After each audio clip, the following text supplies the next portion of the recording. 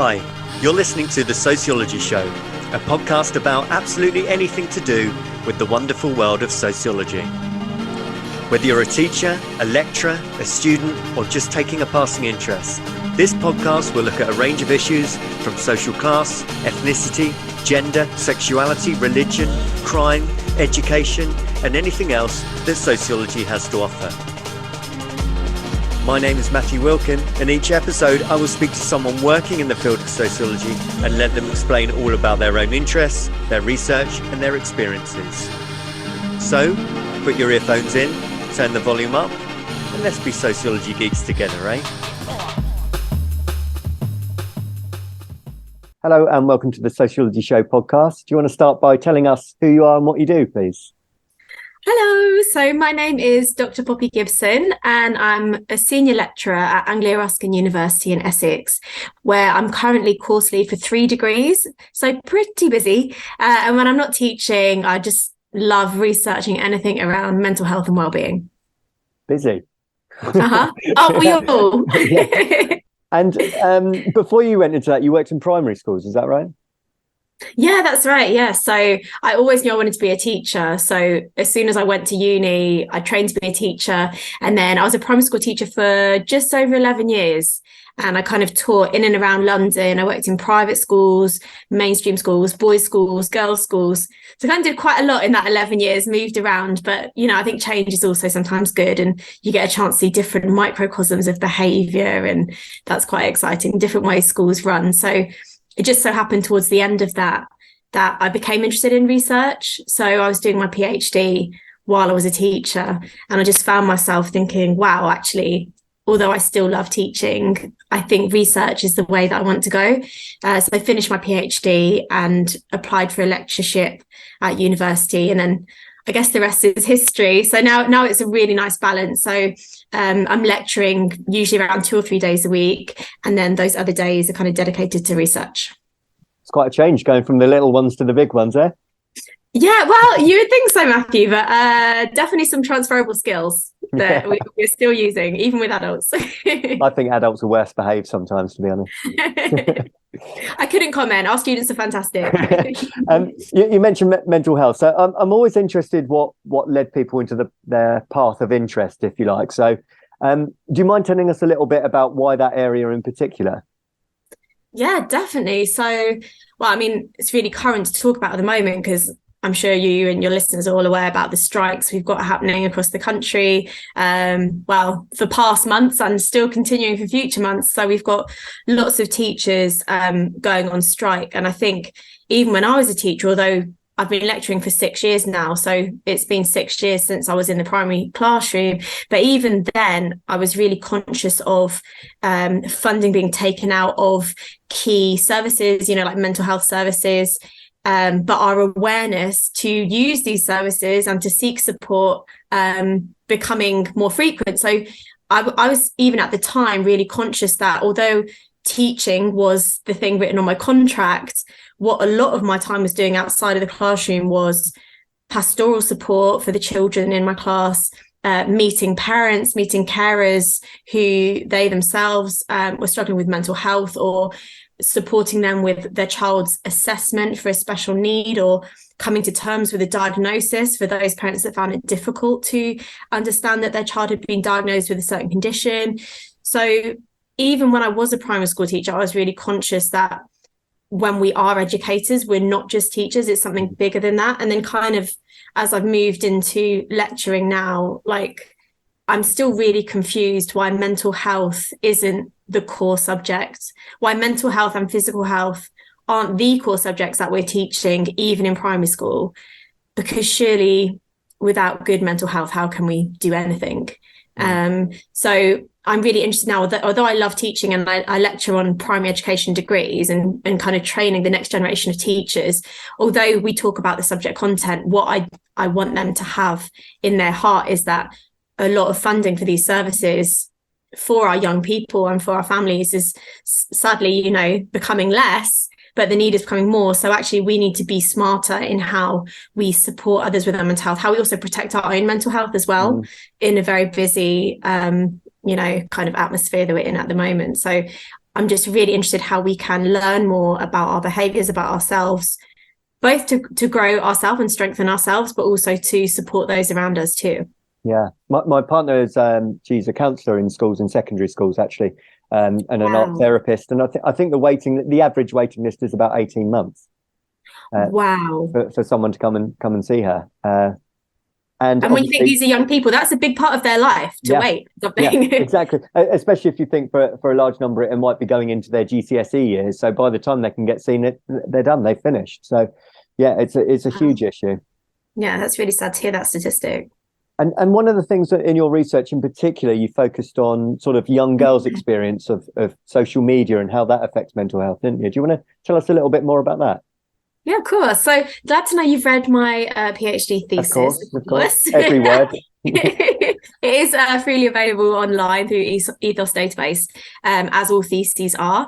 But yeah, so at the time, like just to give a bit of context for my PhD at the time, and I finished it a few years ago now, but kind of I'm still very interested in that area, is I was a class teacher in a girls' school at the time.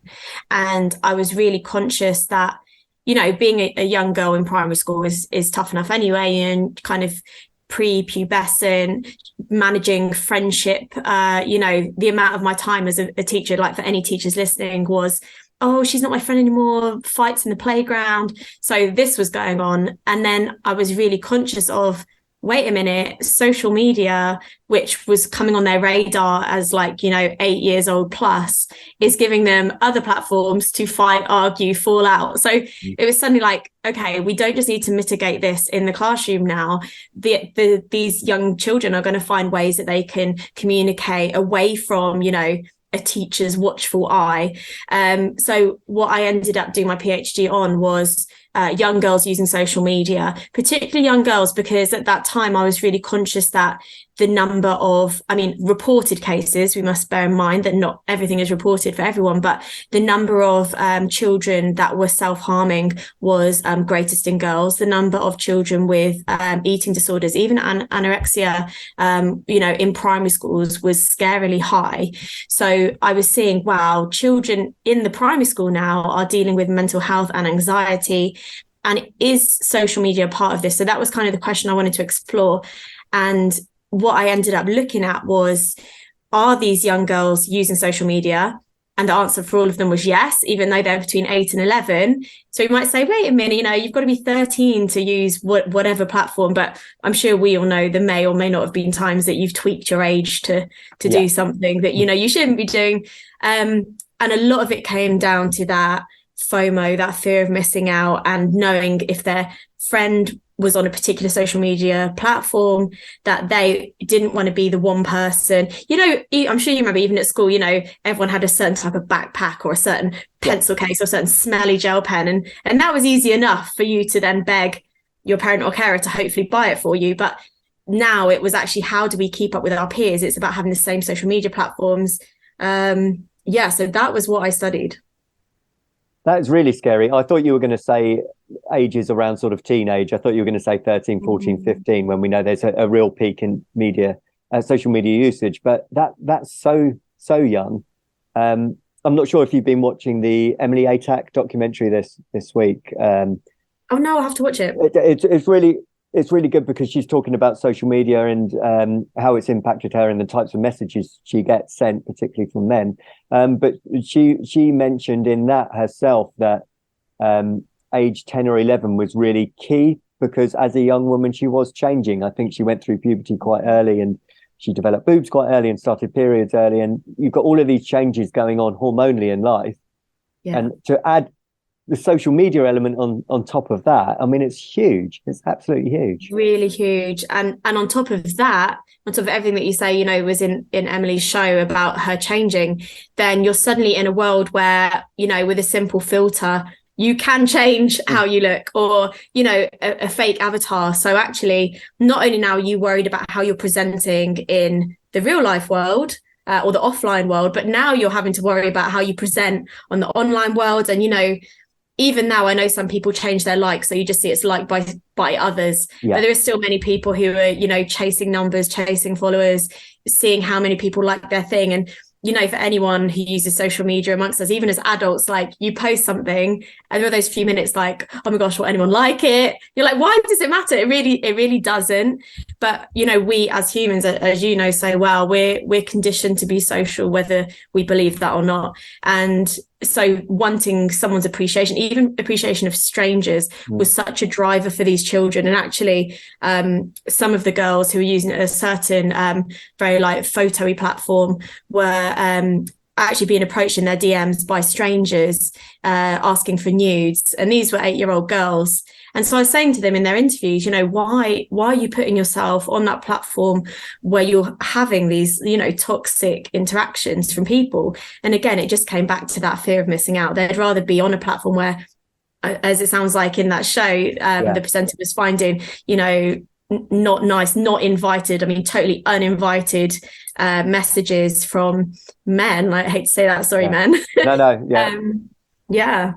really scary. Was that the biggest concern for the girls, that the photos appearance based? Was that the main sort of issues that the girls were concerned with? Really, really interesting, because there were lots of things they were concerned with. Mostly how many responses and likes they were getting to things they were putting out there. So, whereas if you say something in the real world, you can't really tell who likes it or not. A lot of people might nod, but to actually have a number of hearts next to the thing they put out and be able to see how many hearts someone else got, see how many friends or followers someone's got compared to how many you've got.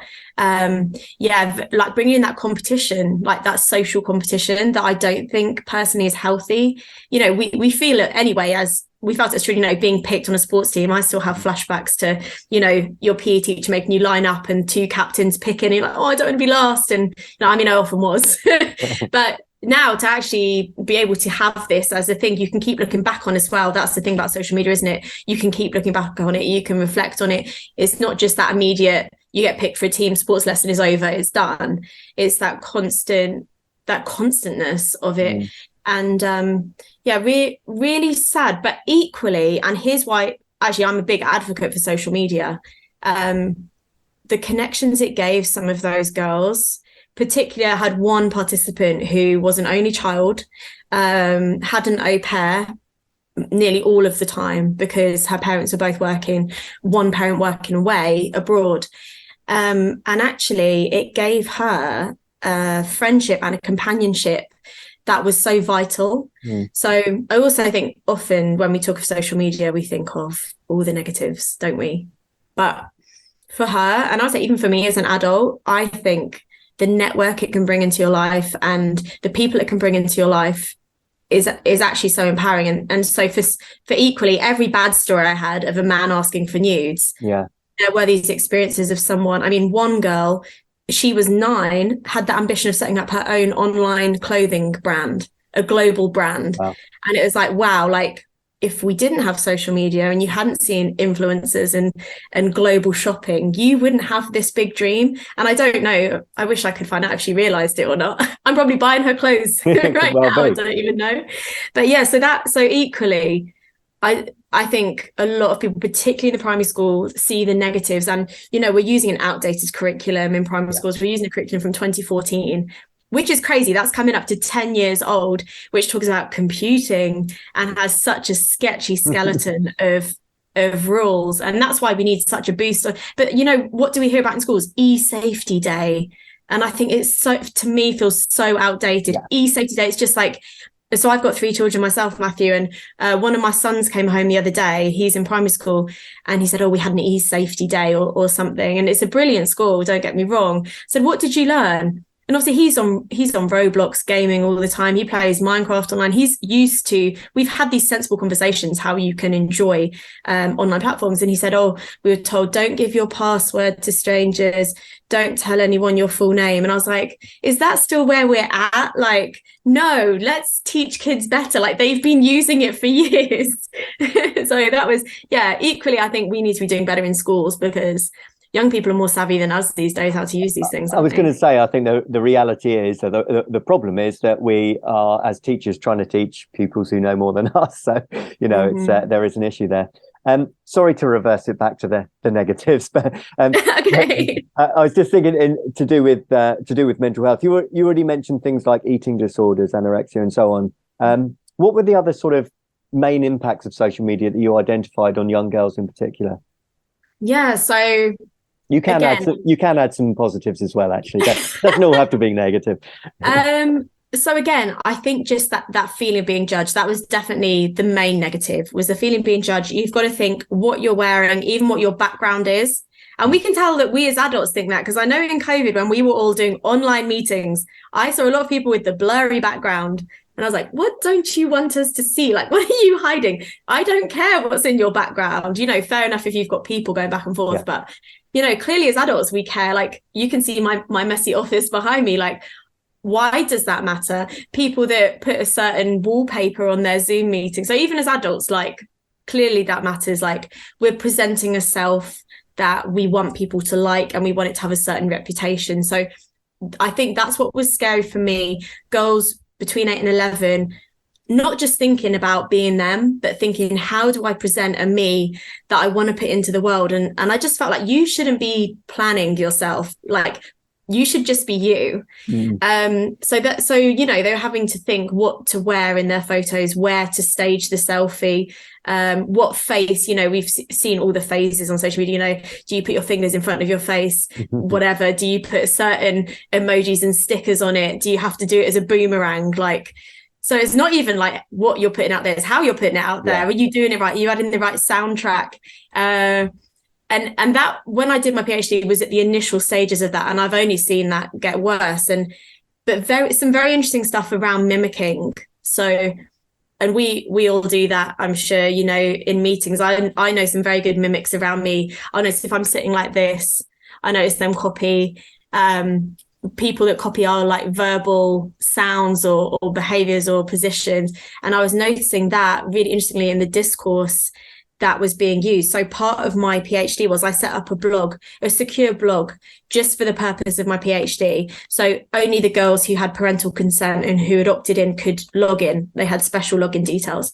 And really super interesting on that, because I wanted to look at the blogosphere as like a separate thing, was how some of them mimicked each other, mimicked the emojis. Like, if someone did a certain emoji, someone else doing that. If someone said LOL, all those little cheesy things we use, someone else did it. And like, so that was really interesting, because I think sometimes we do that physically without noticing it, but actually seeing then these girls thinking, oh, how do I communicate in these spaces as well?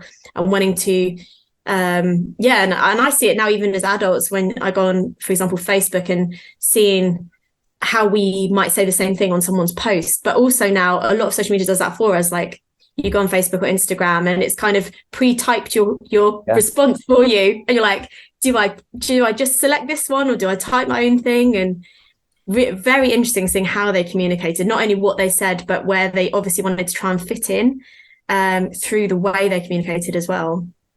I had a group of students. I was getting them to make some little videos which were going to go onto YouTube, and they started and they went, "Hi, what's up, guys?" And I went, "Don't do that. Everyone does that." And they sat for ages and they were like, "We don't know what to say."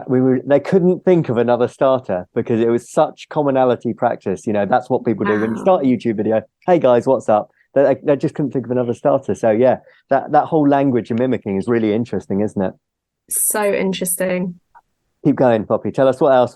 So the girls were concerned about appearance, how they presented themselves, the status that came with that. What else? Yeah, so the most positive was the connection. Yeah. So seeing, and actually more than that, so I'm sure obviously you're aware of communities of practice. So in a way, I was seeing the communities of practice come out. Communities of practice, I'm sure Lev and Wenga talking about, where people with a same interest, a common interest or common passion can get together in a space. And you might have the novices who are just learning something. You might have the experts who know something very well, and they come together in shared passion. And that was something I saw on social media. Obviously, some of these girls who'd been using social media for years, they're veterans.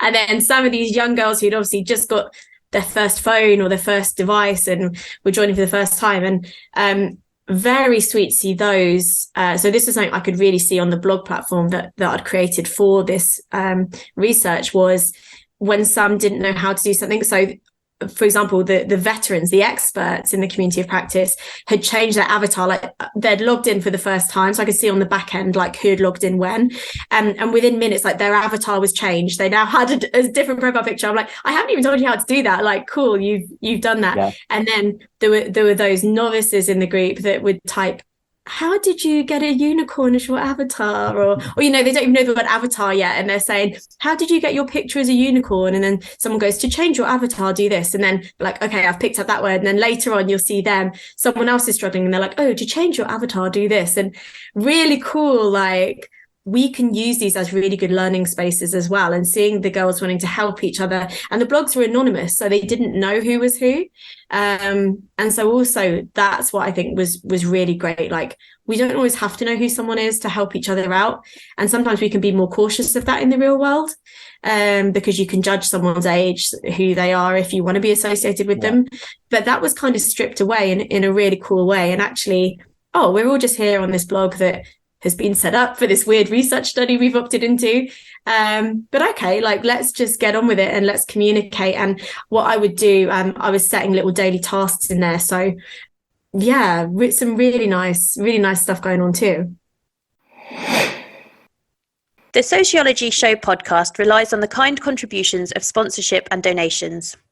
If you enjoy the show, then you can help with the hosting costs by donating as little as £5 on the GoFundMe page. Simply visit uk.gofundme.com and search for The Sociology Show. If you can donate, then you will be sent a Sociology Show pen as a small thank you for your continued support of the show. So the collaborative element, I always think that, whatever your interest, no matter how niche it is, there'll be someone out there, there'll be a forum for it, won't there? So yeah, hopefully not on the dark web, but yeah, hopefully. True. I have no idea how to access that. You'll have to give me some top tips.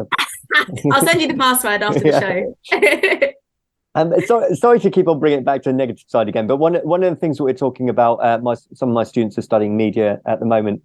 Topic of media is the addiction issue, and a lot is being said that we don't actually know the long-term effects of having the ubiquity of media that we've got at the moment. I think the average time I read the other day, the average screen time for a teenager at the moment is around 6 to 7 hours a day on their phone, which by any measure would be an addiction. And that's not just to blame teenagers, of course. I think adults are just as guilty. What is early evidence showing us about what this could be doing to us long term? Yeah, really good question. So I guess there's so many pockets of research we can look at, but I would say the main thing is what is happening in the screen time. So, it could be 6-7 hours, fine, but what is that time being used for? And so another research study that I'm currently doing that you might be interested in, Matthew, is around pornography, with a colleague who was doing a study initially, that this was how he got on my radar, into whether when we as adults switch to home working because of the pandemic, were we more inclined to watch pornography because we were working on our laptops all the time. So he was doing that, and I saw him on social media actually and I just reached out. I was like, ooh, interesting. I'm working in university with adult learners, and I'm interested. I wonder if there's a parallel that when we've encouraged them to now move to home study, home learning, and they're on device all the time, are we seeing more consumption of pornography, more addictive behaviors?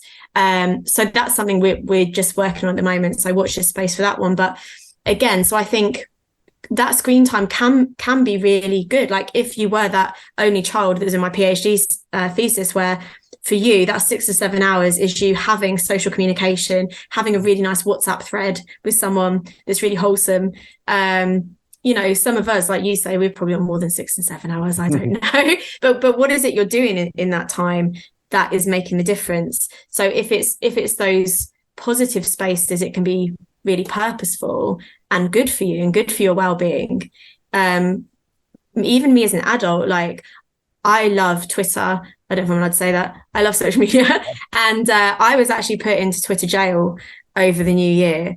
Apparently due to some suspicious activity on my account. Okay. And I just couldn't like, tweet, DM. I could read DMs but not reply to any. My followers went to 0, so I couldn't communicate with anyone. And it made me also realize how we often only have friends in a certain space. There were some of those people that I had, you know, on LinkedIn and whatever. I wasn't going to message them and say, I'm in jail. And so for me, I definitely had, like, it was definitely cold turkey for me. Like, there was some withdrawal going on because I'm someone who's quite like an avid poster, and it was very strange for me suddenly having that taken away, and made me think, wow, I am addicted to this. But in a good way. Like, I love this, and it makes me feel good about myself, and I feel like I'm sharing positive messages with people. And I felt really miserable. Like, I think people could see I was under some cloud for 3 days, and it felt really pathetic that it was just because I couldn't communicate on a social media platform. Like, I'm an adult, I have friends around me, I have family around me, I had work, but really strange. And I think we can reflect on that addiction as well. I did take a social media break probably about 7 years ago. I quit social media for a year because it got to the point where everything I ordered to eat, and everywhere that I went there, or I ordered it because I knew it would be cool on social media. So I was ordering the food that I knew would look good. Like, you know, maybe I just wanted the soup, but I'm going to order the like snazzy burger because it's going to look good. Or maybe I wanted to stay in my pajamas, but I'm going to take my kids to Legoland because I can do a cool picture. And it got to that point, and I was like, I mean, benefits again. I mean, I was doing cool stuff because I wanted to show this lifestyle, but equally then thinking I shouldn't be powered to do it for that reason. So I took a break and came back much more reflective. Like, I should do things because I want to do them, and then maybe share some of them if I think it's worth sharing, rather than do things to share them. Yes. So I think that's when you probably know there's a problem, if you're doing things for the wrong reasons. So, but if you're doing things and it's making you feel well and you're feeling happy and positive, then maybe those 6 or 7 hours are not a bad thing. That's good. That's good to hear, because we hear so much about the negatives of it. It's nice to kind of turn it around. I'll just give it an example for myself that I'm quite worried about is as you know, I've got a newborn baby. So she's 12 weeks old. She's started smiling about 4 or 5 weeks ago. So every time she smiles, I go and grab my phone and I want to record it, I want to film it. But then I was thinking, well, one, I should just be enjoying the smile. And 2, what's she seeing when she looks back? She's just looking at that, my face. And I just wonder how much of, and this is going to sound a real cliche because it's talked about a lot, but we've lost the enjoying the moment because we're trying to capture the moment as opposed to enjoying the moment. Yeah, interesting. So I would say in your case, just my reflection on you with your beautiful newborn, keep taking those pictures, because those pictures are part of your baby's story. And when your baby is older, those pictures are going to be a valuable artifact. And you're holding your photo presumably for like a few seconds when you take a picture that your baby doesn't even notice. Yeah. But I agree with you, that capturing the moment thing, like when I've been to concerts or events and I look around and everyone's just holding their phone up. And I purposely will not do that. I'll think, do you know what? Let's enjoy the moment. And I think that is a little bit sad, because who wants to watch like a 1-hour video that you took of an event? Nobody wants to watch that. Take a photo, take a selfie, and then enjoy it. But it's hard, isn't it? I guess you've got a question, who's that video for? Again, if you're videoing, you know, your sweet baby doing something lovely, that video is a part of their story. That's a digital artifact that when they're older, that will bring them joy. I lost my dad when I was 21, and I didn't really have many photos of me and him like when I was a teenager, because you know when you're a teenager, and I always wish I had more pictures. So I would definitely say do not feel any guilt about that. That's very good. But certainly, why are you making a 1-hour video of your concert? Like, who's going to watch that? Wow, yeah. Please don't send that to me. I'm not going to watch it. Yeah, so what is the reason for the behavior? I guess that's what it comes down to. Why are you doing that? Are you doing that because you want to put it on social media and show off that you did that thing? Or is it because you're so happy to be there that you want to go home and watch it and keep it? So again, it's thinking what is the reason behind our behavior? Because you know, you know better than anyone, our behavior is always to meet a need. So what is that need we are trying to meet with recording that thing or photographing that thing? And sometimes, yeah, like for you and your baby, definitely keep doing that. But maybe the people recording things stop doing that. Yeah. I was just reflecting on what you said earlier. When you did come off social media for a period, did you feel any better for doing it? Yeah, definitely. Yeah. I think at that time, but we're talking about, you know, everything changes so quickly. This was maybe, what did I think, 7 years ago, was again a totally different period in my life. And that's another thing, like as we change, and we as humans change so quickly, although our core is the same, I think we change, our behaviors change, our likes change. So me then needed that break. Me now, like say 3 days in jail. No, I did not need that now, because I'm in a different place, like with my career, and I want to have my network around me. So I'm in a very different place. At that time, I was a young mum to a second child, and it was just to the point, am I spending too much time on social media when I have other things that I need to be focusing my time on now? And we're only one person with so much energy. It's also thinking, where do you need to distribute that energy? And it got to the point I was thinking, my energy is going in the wrong direction. I need to refocus. And it actually felt really good. And it was really hard. And I think whenever we give up something we love, it is hard. But in the long term, it was really good. And I went back, like I say, more reflective, thinking, so digital artifacts of my children, again, that's something now that I think that is really important for me, to take photos of them. And, you know, they hate it when we go somewhere, I'm like, stand in front of that tree. But I hope one day they will look back and go, I remember when we did that. And, you know, we'll all die, who knows when. But if I were to die tomorrow, I'd love the thought that they would have these artifacts around, which I felt I didn't have when my dad died. I had the last photo of me and him was from like a year before he died. And so, yeah, I always thought I wish I'd had more digital artifacts. And so I guess that is maybe what drives me on to see the value of these digital artifacts in our society. Yeah, I get that. We're building a portfolio of our lives, aren't we? And yeah, you know, the first generation to sort of have Instagram, to think that we could look back on 50 years of pictures, it's incredible, really. Really incredible and exciting. It is. Poppy, you already mentioned one project you're looking at to do with pornography. What else are you working on? Could you tell us anything else? Ooh, loads. Well, basically, we're getting towards the end of the interview, and I always this is your opportunity to plug. Okay, so anything you want. Oh, I'm allowed to plug. Yeah, please do. Yeah, tell us your Twitter handle, where people can find your work, what they can read more about your stuff. Yeah. Okay, so I'll plug my two favorite things that I'm doing at the moment.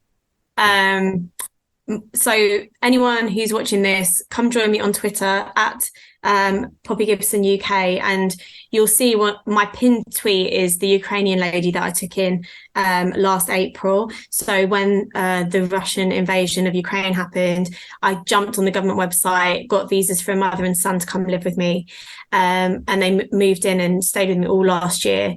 And so my pinned tweet is me and Yulia, the Ukrainian mum, 28 years old when she came over. And she and her son, Daniel, he was 6 at the time, came and lived with me as my guests.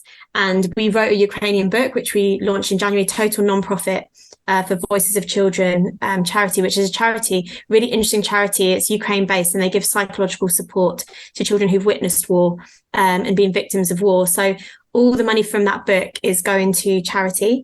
Off the back of that, really exciting, got picked up by PA Media and went out into ITV, Independent. I got invited to by the Prime Minister to Downing Street a couple of weeks ago. That was really cool to think about how we can really make refugees welcome, how we can support refugee migration, how we can support refugee children in our schools and build that empathy and compassion. So the most exciting thing I want to plug off the back of that, and also say thank you, is we're now just literally in about 2 weeks launching the teacher activity pack, and I gave a shout out on social media. So again, this is why I love social media, connecting with educators I never would have met who've sent in resources for me, like little lesson ideas they've come up with that build empathy, compassion, understanding about refugee journeys.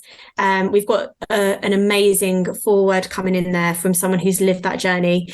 And this book is launching 18th of Feb. Again, all total non-profit, so no money's being taken. Illustrated for free by artist Terry Colkin, and written by the book originally by me and Yulia, and the teacher resource pack by, I think I've got 30 educators from all over the world. I've got some of my students who I've encouraged to write some activities as well, because I don't think, I hate people who think certain people should be gatekeepers of knowledge. Like, let's encourage everyone to share. If you've got an idea, share it. So really cool to see some of my students getting published in there in a couple of weeks. So if you want to search for it, it's called A Home for a Ukrainian. You'll find the ebooks currently available, and then this will be a print book coming out through Amazon in a couple of weeks. And then the other really cool thing that you might be interested in, actually, with your new baby, but not yet for this conversation, but I've currently got a book that I'm meeting my illustrator tomorrow, actually, Alfred. We're writing a book about death and how we have sensitive conversations with children about death, because it's one thing that young children are fascinated by, but we don't always know how to talk about it with them. And I've seen friends and family members who've said, "Oh, your cat's gone to sleep for a long time." And I was like, "Your cat died, like your cat's not coming back. He had a good life, but now his heart has stopped, and we can bury him in the ground, or the vet can put him in a fire." And I think, why not be blunt? Like, otherwise you're setting children up for a real shock and surprise when slowly everyone around them will eventually die, and they themselves will die. So that's really cool and really beautiful book. So I'll keep you posted on when that's coming out. Do. Yeah, Fantastic. I think, death is such a big part of life. I mean, the biggest other part of life is death. But why in UK society, again, do we feel, oh, it's a bit of a taboo subject? How is it taboo when every single one of us is going to go through it? It's the one thing we all have in common, despite everything else that we like or do. We will all do this thing. So yeah, that should be pretty cool. So yeah, for anyone, you'll find me on LinkedIn, Poppy Gibson, if you're like a professional, or find me on Twitter. Find me. I've just joined Instagram, so I'm still quite rubbish with that. So definitely everyone else is better. Like, my friend told me the other day, like, no one's posting pictures anymore, like, make videos. And I was like, oh, I don't know if I'm ready for that, man. Like, I must be getting old. It's time to knock out the TikToks and Reels. That's oh, what no way, Matthew, no. I'm not going there. Too embarrassing. And, your handle is just at Poppy Gibson UK, just for... Yeah, that's right. As well. Fantastic. Well, thank you so much for your time today, Poppy. I really do appreciate it. And thanks, and keep up the good work. And hopefully we can chat further about some of your future research, if that's okay. Definitely. And just thanks for the opportunity to come on and talk with you and your listeners. Like, a real pleasure. I love like reflecting on what I do, and it just makes you think I just feel so blessed to be doing the stuff I'm doing. So thank you. No worries. And you've got, I'm just looking, 28.4K Twitter followers. So, they're all my darlings. They're all amazing. They'll all be listening. So shout out to every 28K of you. Like, you're great. Yeah. Thanks for all the support. Lovely. Thanks again, Poppy. Thanks. Take care. Bye now. Bye. The Sociology Show podcast relies on the kind contributions of sponsorship and donations. If you enjoy the show, then you can help with the hosting costs by donating as little as £5 on the GoFundMe page. Simply visit uk.gofundme.com and search for The Sociology Show. If you can donate, then you will be sent a Sociology Show pen as a small thank you for your continued support of the show. Thank you for taking the time to listen to the podcast. If you would like to contact the show or be interviewed, then please email thesociologyshowpodcast@gmail.com.